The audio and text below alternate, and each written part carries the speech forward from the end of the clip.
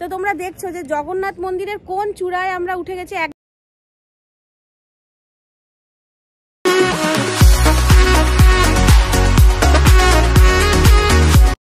Hey guys, welcome back to my channel vlog with Kakoli. আজকেও আবার বেরিয়ে পড়েছি। তোমরা নিশ্চয়ই থাম্বনেল এবং টাইটেল দেখে বুঝতেই পেরেছো কোথায় যাব। তবুও বলে দিই, আজকে আমি যাচ্ছি একটি জগন্নাথ মন্দিরে। এই জগন্নাথ মন্দিরটি রয়েছে আমাদের হালিশহর চাঁদনী ঘাটে। তো এই হালিশহর চাঁদনী ঘাটের সন্ধানটা যখন আমি পেলাম, তো আর ঘরে বসে থাকতে পারলাম না। আমি আর তোমাদের দাদাভাই মানে সুমন বেরিয়ে পড়লাম। তো আমি কিভাবে গেলাম, প্রথমে নৈহাটি চলে গেলাম। আর নৈহাটিতে তোমরা সবাই জানো, মেন লাইনে ট্রেনে উঠলেই নৈহাটি স্টেশন নামতে হবে এবং নৈহাটি 1 নম্বর প্ল্যাটফর্মে নেমেই ওখান থেকে আমরা টোটো করে নিলাম। এই যে দেখতেই পাচ্ছ, নৈহাটি স্টেশন থেকে আমরা বেরিয়ে এসেছি। একটা সাইড চলে যাচ্ছে বড়মার দিকে, আর একটা সাইড চলে যাচ্ছে কিন্তু এই চাঁদনী ঘাটের দিকে। তো ওখান থেকে আমরা একটা টোটো করে নিলাম। টোটোকে বললাম যে নৈহাটি জুট মিল যাব, চাঁদনী ঘাট। তো বললেই টোটোওয়ালা আমাদেরকে একদম নিয়ে চলে গেল চাঁদনী ঘাট। আর তোমরা যদি নাও বুঝতে পারো, তোমরা বলবে যে নৈহাটি জুট মিল চাঁদনী ঘাট বা জগন্নাথ মন্দিরে যাব, বললেই তোমাদেরকে টোটোওয়ালা নিয়ে যাবে। হয়তো 15 থেকে 20 টাকা ভাড়া নেবে টোটো, বা আসতে 20 টাকা, 40 টাকার মধ্যে কিন্তু তোমাদের হয়ে যাবে একদম সেই নৈহাটি জুট মিল চাঁদনী ঘাটে যাওয়া। তো যেতে যেতেই আমাদের সাথে রাস্তায় দেখা হয়ে গেছিলো এই জগন্নাথ মন্দিরের এই বাড়িরই এক দাদা ভাইয়ের সাথে। তো মাঝ রাস্তায় যখন আমরা জিজ্ঞাসা করছিলাম, তো ভাগ্যবশত এই দাদা ভাইকেই জিজ্ঞাসা করে ফেলেছি। এবং এই যে গোলাপি শার্ট পরা যে দাদা ভাইকে দেখছো, এই দাদা ভাইকেই আমরা জিজ্ঞাসা করে ফেলেছি। আর এই দাদাভাই আমাদের নিয়ে চলে গেল, কারণ এই দাদাভাইয়ের বাড়িতেই কিন্তু জগন্নাথ রয়েছে।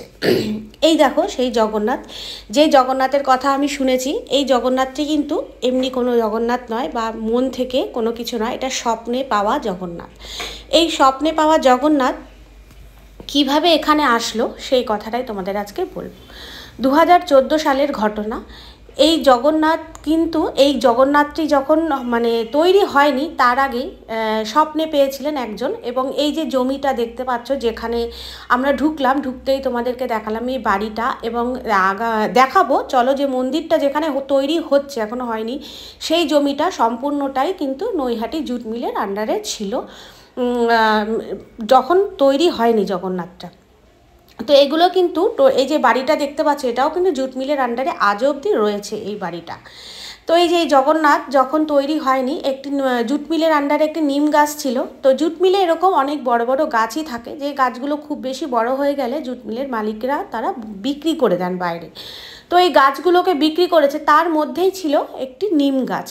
এই নিম গাছটাকে বহুবার বিক্রি করেছে, কিন্তু কেউ কাটতে পারছিল না, গাছটা কিছুতেই কাটতে পারছিল না। ভগবানের কি লীলা খেলা দেখো, এরকম লীলা খেলা না হলে কি একটা গাছ কাটা যায় না? এরকম হয় নাকি কখনো? এরকম হয় না। তো এটা ভগবানেরই লীলা খেলা। এই গাছটিকে কেউ কাটতে পারছিল না। তারপর এই বাড়িতেই যে দাদাভাই থাকতেন, আমরা গিয়েছিলাম সেই দাদাভাই এবং দিদিভাই দুজনের সাথে দেখা করতে। তো ওই দাদাভাই নেই, দিদিভাইও নেই, তারা উড়িষ্যাবাসী, তারা উড়িষ্যায় থাকেন, উড়িষ্যাতে গেছেন, 2 মাস পর আসবেন। তাই তোমাদের সাথে দেখা করাতে পারলাম না। আমি চেষ্টা করব নেক্সট ভিডিওতে তোমাদের সাথে দেখা করানোর জন্য। তো আমি তাদের সাথে ফোনে কথা বলেছিলাম। ফোনে কথা বলে জানলাম যে এই দাদাভাইকে জগন্নাথ দেব বারে শুধু তাকে স্বপ্ন দেখাচ্ছেন, জগন্নাথ দেব স্বপ্ন দেখাচ্ছেন বারে। এবার তখন উনি জগন্নাথ দেবের স্বপ্ন দেখতে পেয়ে, এবং জগন্নাথ দেব বলেছে যে ওখানে একটি নিম গাছ আছে, ওই নিম গাছটা দিয়েই কিন্তু আমাকে আমার মূর্তি তৈরি করতে হবে, তাকে বারবার এটা স্বপ্নে দেখাচ্ছে। তো সেই স্বপ্ন পেয়ে তিনি উড়িষ্যা চলে গেছিলেন জগন্নাথ মন্দিরে। উড়িষ্যা মন্দিরের যে পান্ডা আছে তাদের কাছে জিজ্ঞাসা করাতে, তাদের কাছে সম্পূর্ণ কথাটা খুলে বলাতে তারা বললেন যে তোমাকে জগন্নাথ দেবের মূর্তি তৈরি করতে হবে ওখানে এবং পুজো করতে হবে। জগন্নাথ দেব স্বয়ং নিজে চাইছেন যে তোমার হাতে পুজো নিতে। তখন তিনি কি করবেন, কিন্তু এই নিম গাছটি তো কেউ কাটতেই পারছিল না। এবং তারপরে আবারও স্বপ্ন দেখান যে এই নিম গাছটা দিয়েই কিন্তু জগন্নাথ দেবের মূর্তি তৈরি করতে হবে, তাকে কিন্তু জগন্নাথ দেব আবারও স্বপ্ন দেখান। সেই স্বপ্ন যখন দেখার পরে যখন এই নিম গাছটি কাটতে গেছে, কিন্তু কেউ কাটতে পারছে না। তো কে কাটতে পারবে? তখন আবারও কিন্তু উড়িষ্যায় যখন চলে গেলেন, আবারও সেই উড়িষ্যার যে পান্ডাদের সাথে কথা বললো এবং উড়িষ্যা থেকে লোক আসলো, লোক এসে কিন্তু এই গাছটিকে কাটতে পারলো এবং এই গাছটি কেটে কিন্তু এই মূর্তিটি তৈরি হয়েছে। তো এই মূর্তিটি যখন তৈরি হয়েছে, যখন উড়িষ্যা থেকে পান্ডারা এসেছে, কোন বাড়িতে তৈরি হবে জগন্নাথ দেবের মূর্তি? সব জায়গাতে জগন্নাথ দেবের মূর্তি তৈরি করা যায় না। যেই বাড়িতে আম গাছ, বেল গাছ অথবা নিম গাছ, আরও দুটো গাছের কথা উনি বললেন, সেই গাছগুলো থাকতে হবে, সেরকম একটা বাড়িতে কিন্তু জগন্নাথ দেবের মূর্তি তৈরি করা যাবে। তো আমি যেখানে ঢুকতেই তোমাদেরকে দেখালাম জগন্নাথ দেব স্বয়ং বসে রয়েছেন, তার উল্টো দিকে যেখানে সুমন বসেছিল, মানে তোমাদের দাদাভাই যেখানে বসেছিল, ওই স্থানটা তখন ফাঁকা ছিল, সম্পূর্ণ ফাঁকা জমি ছিল।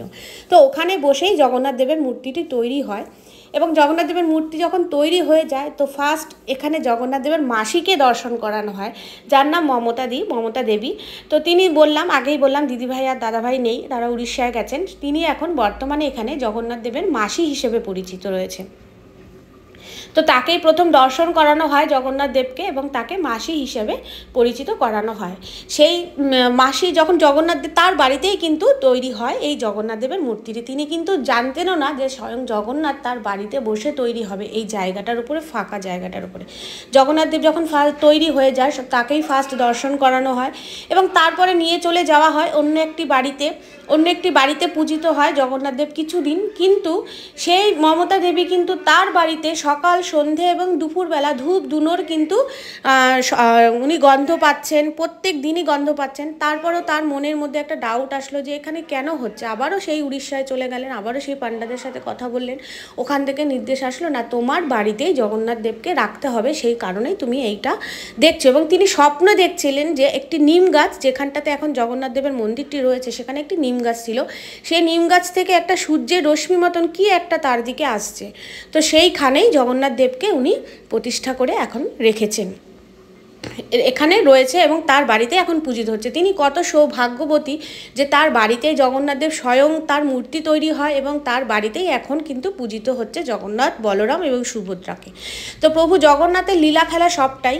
এবং এই মন্দিরটি মানুষ একটু একটু করে, সবাই সবার দান স্বরূপ টাকা দিয়ে এই মন্দিরটি একটু একটু করে তৈরি করা হচ্ছে।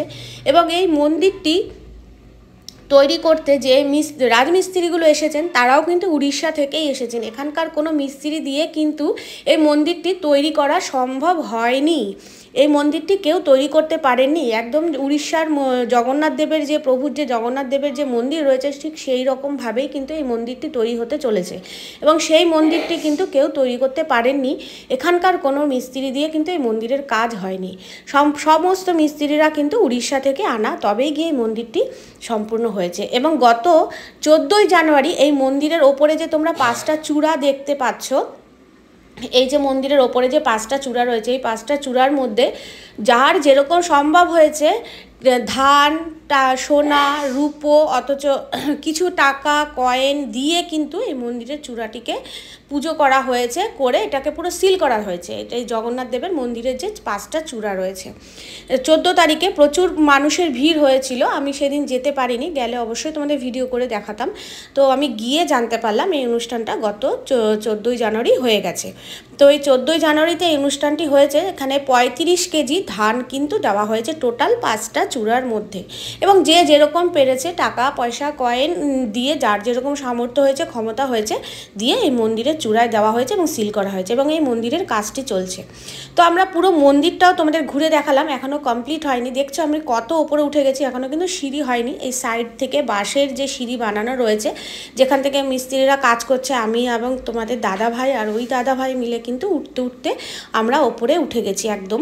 এবং সুমন আর ওই দাদাভাই মিলে মন্দিরের একদম সেই লাস্ট চূড়ায় উঠে গেছিলো, যেখানে এই পাঁচটা যে মন্দিরের যে চূড়া রয়েছে, যেখানে ধান দেওয়া হয়েছে এবং ধান দিয়ে যে জায়গাগুলো সিল করা হয়েছে, যে কথাটা আমি বললাম যে অনুষ্ঠানটা হয়েছিল 14ই জানুয়ারি, সেই একদম শীর্ষে উঠে গেছিল সুমন এবং এই দাদাভাই মিলে। আমি আর সেখানে উঠিনি, আমি এই অবধি থেমে গিয়েছিলাম, কারণ ওই ওপরে ওঠা সম্ভব হয়নি। এই যে দেখো তোমাদের দাদাভাই আর ওই দাদাভাই মিলে, দুজন মিলে কিন্তু একদম এই শীর্ষে উঠে গেছে, দেখো তোমাদেরকে দেখালাম।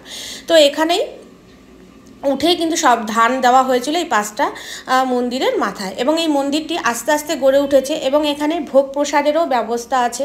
সকাল 7টায় পুজো হয়, দুপুর 12টায় ভোগ প্রসাদ হয় এবং সন্ধ্যেবেলায় জগন্নাথের আরতি হয়। তোমরা যদি মনে করো এখানে যাব, গিয়ে ভোগ প্রসাদ খাবো, অবশ্যই যেতে পারো। এবং আমার এই ভিডিওর স্ক্রিনে দেওয়া যে নাম্বারটি আছে সেই নাম্বারটি কিন্তু এই মমতা দেবী, তোমরা তার সাথে যোগাযোগ করতে পারো, তার সাথে কথা বলতে পারো। আর তোমাদের মনে যদি ইচ্ছে হয়, মনে হয়, তারা কিন্তু কেউ চাইবেন না।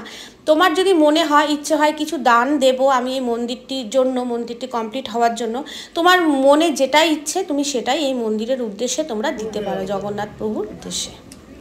তো বন্ধুরা দেখতে পেলে তোমরা, আমি তোমাদের পুরো জগন্নাথ মন্দিরটা এখনও কমপ্লিট হয়নি, তবে আমি ঘুরে ঘুরে দেখালাম। এই দাদার সাথে ছিল এবং দাদা আমাদের সাথে করে নিয়ে মন্দিরের একদম চূড়ায় নিয়ে চলে গেছিলো। তোমাদের দাদা ভাই মানে সুমন, আর এই দাদা কিন্তু একদম মন্দিরের চূড়া অবধি চলে গেছে। মানে এই যে মন্দিরের চূড়াগুলো তোমরা দেখতে পাচ্ছ, এই মন্দিরের প্রত্যেকটি চূড়া 5টা চূড়া রয়েছে। 5টা চূড়াতে টোটাল হচ্ছে 35 বস্তা ধান দেওয়া হয়েছে, সোনা রূপো টাকা যে যেরকম পেরেছে, যার যেরকম সামর্থ্য হয়েছে জগন্নাথের উদ্দেশ্যে কিন্তু এই মন্দিরের চূড়াতে দেওয়া হয়েছে। এবং এইগুলো কিন্তু এবং সারা জীবনের জন্য কিন্তু এখানেই থেকে যাবে, এটাও একটা ভাগ্য। গত 14ই জানুয়ারি এটা হয়েছে। আমার দুর্ভাগ্য যে আমি এই খবরটা পাইনি আগে, তাহলে আমি 14ই জানুয়ারিতে অবশ্যই করে আসতাম এবং এসে আমিও এই সৌভাগ্যটা লাভ করতে পারতাম যে জগন্নাথ মন্দিরে একটু কিছু হলেও আমার দেওয়ার মতন সামর্থ্য অনুযায়ী আমি দিতে পারতাম। তো যাই হোক, সেটা আমি অনেক দেরিতে খবর পেয়েছি, সবই জগন্নাথের ইচ্ছা, তাই আমি দেরিতে খবর পেয়েছি। তো তোমরা দেখছো যে জগন্নাথ মন্দিরের কোন চূড়ায় আমরা উঠে গেছি, একদম টপে কিন্তু উঠে গেছি। উঠে পুরো মন্দিরটা ঘুরে দেখলাম, এখনো কিন্তু কমপ্লিট হয়নি। তো কলকাতার মধ্যে কিন্তু এই প্রথমবার যে নিজে স্বয়ং জগন্নাথ দেব কিন্তু এখানে স্থাপিত হতে চেয়েছেন এবং স্বপ্নাদেশে কিন্তু এই জগন্নাথ মন্দিরটি সম্পূর্ণ তৈরি হচ্ছে। এবং সবার অনুদান যদি থাকে, ভালোবাসা যদি থাকে, মন্দিরটি অবশ্যই করে খুব তাড়াতাড়ি তৈরি হয়ে যাবে। বন্ধুরা তোমরা যে যা দেখছো, আমার স্ক্রিনে যে নাম্বারটি দেওয়া আছে সেই নাম্বারটিতে তোমরা কল করে যার যেরকম সামর্থ্য হবে, ক্ষমতা হবে, বন্ধুরা তোমরা যদি এই মন্দিরের জগন্নাথের উদ্দেশ্যে দান করতে পারো, অনুদান করতে পারো, তো খুবই উপকৃত হব যে আমার চ্যানেলের মাধ্যমে তোমরা এই জগন্নাথ মন্দিরের জন্য কিছু করতে পেরেছো। তাহলে খুব তাড়াতাড়ি কিন্তু এই জগন্নাথ মন্দিরটি কমপ্লিট হয়ে যাবে এবং আমরা জগন্নাথকে কিন্তু এখানে স্থাপিত করতে পারবো এবং আমরা এখানে পুজো দিতে আসতে পারবো। শুনেছি যে পুরী জগন্নাথ দর্শন করলে যেই পূর্ণ লাভ হয়, এই জগন্নাথ দর্শনেও কিন্তু ঠিক ততটাই পূর্ণ লাভ হয়। তো তোমরা যদি চাও এবং ভালোবাসা দিয়ে থাকো, জগন্নাথের প্রতি ভালোবাসা থাকে, টান থাকে, তোমরা কিন্তু অবশ্যই করে স্ক্রিনে দেওয়া নাম্বারে তোমরা যোগাযোগ করে এই মন্দিরটির জন্য তোমরা কিছু করতে পারো, এগিয়ে আসতে পারো। বন্ধুরা তোমাদের সবার কাছে আমার অনুরোধ রইল এই কথাটা যে তোমরা মন্দিরের জন্য এগিয়ে আসো এবং খুব তাড়াতাড়ি যেন এই মন্দিরটি কমপ্লিট হয়ে যায় এবং আমরা সবাই যেন এই মন্দিরটিতে পুজো দিতে আসতে পারি জগন্নাথের। আমাদের সবার পক্ষে কিন্তু বন্ধুরা পুরীতে যাওয়া কিন্তু সম্ভব নয়, পুরীতে গিয়ে পুজো দেওয়া আমাদের সবার পক্ষে সম্ভব হয়ে ওঠে না। তো আমরা যদি সেই জগন্নাথ দর্শন লাভটাই যদি আমরা কলকাতায় বসে করতে পারি, তাহলে আমাদের আপত্তি কিসের? আমাদের একটু সাহায্য, একটু হেল্পের জন্য যদি এই জগন্নাথ মন্দিরটি তৈরি হয়ে যায়, তো আমাদের তাতে কি আপত্তি আছে বলো? তাই বলছি তোমরা সবাই মিলে এগিয়ে আসো এবং হাত বাড়িয়ে দাও এই জগন্নাথ মন্দিরটি সম্পূর্ণ করার জন্য বন্ধুরা। আর আমার এই ভিডিওটি কার কতটা ভালো লেগেছে কমেন্ট করে কিন্তু অবশ্যই জানাবে এবং খুব বেশি ভালো লাগলে কিন্তু ভিডিওটি অবশ্যই করে শেয়ার করে দেবে বন্ধুরা।